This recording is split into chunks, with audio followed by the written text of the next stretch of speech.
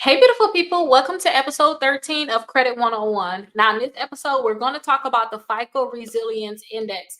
And this right here, you guys, is something that we all need to know about because they're not using just our FICO scores. Now, they're looking at other factors, and you guys need to know about these factors and how to actually use them to your best benefit so that it's not hurting you, but it's actually helping you. If you know what they want to see, then you can have the best credit possible or have the best score possible, which this score is from 1 to 99. You can have the best score possible so that when you want to apply for something, you know you're getting approved and you're getting a nice, decent limit or you're getting fair terms.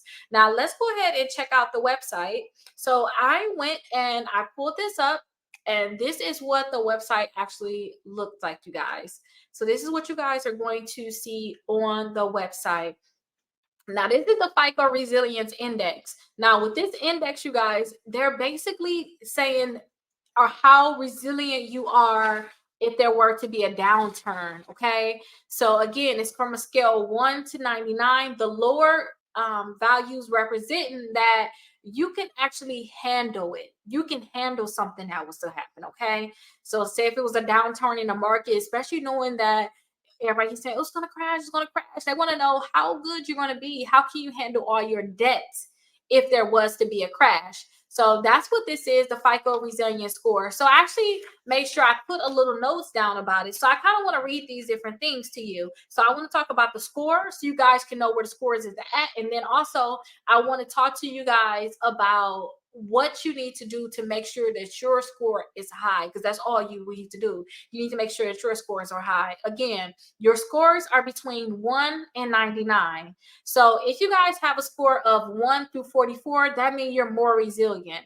So you guys are more prepared if something was to crash, okay? If something was to happen, something was happening in your life, that means that you're more resilient. You're not going to be the person that have all their credit cards closed, have all these collections. You're able to pay it. You have this under control.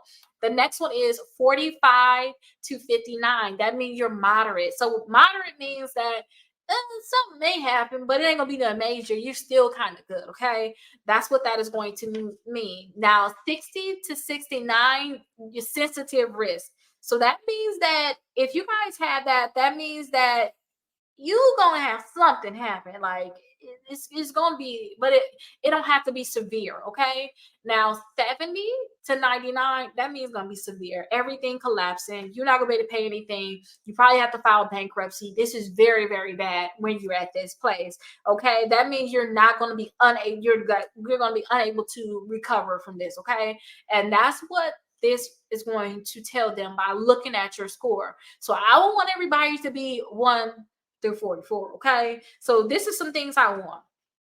So if you're 1 through 44, that means you have a lower credit score. With this one, you want to have a lower credit score. That means that you're more experienced with managing your credit. You have lower total revolving balances. So that's someone who's not maxing out their credit cards. So that means that if you're not maxing out your credit cards, that means that you can easily pay them off. So that's why I tell people to have a low utilization. That way, if something was to happen, you ain't really got nothing you got to pay back, you know? So you're more resilient. Plus, you have fewer active accounts. You don't have too many active accounts. Sometimes, honestly, I have a lot of active accounts right now, but I don't have a balance on all of them. I have a lot of credit cards right now. But still, I don't have a balance on them, which means that I can still be resilient. But I think probably because I have a lot of accounts, probably because of zero balance. I don't know where I would be in this, but still, don't have a lot of accounts. That's the thing. And then fewer credit inquiries in the past year.